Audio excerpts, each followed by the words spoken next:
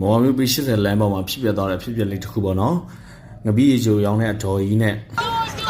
သူ့ရဲ့ငပိရေချိုကအခုလိုအကောင်လေးပါနေရပေါ့နော်အဲ့ဒါကြီးနေ့ကူကသူလာရောင်းနေတာပေါ့ဒါပေမဲ့ဝက်ဆာမတိရသူရဝက်ဆာကြတော့ဗျာတိရသူဘေးဆိုင်လေးကနေပြီးတော့သူ့ရဲ့ငပိရေချိုအနမ်းသက်တွေကိုတိမခံနိုင်တဲ့အဆုံးမှာထပြောကြတဲ့အချိန်မှာစကားမရရင်ဖြစ်တာလေးပေါ့နော်ဒီချာလေးတော့ပြောထားတာပါအဲ့ဒါကိုသူငပိရေချိုလုံးဝလက်ပါနဲ့လောက်တာဒီကနေ့ငပိရေချိုအကောင်လေးနဲ့နေတာပေါ့စားသုံးနေလို့လုံးဝစေတာနေတာပေါ့နော်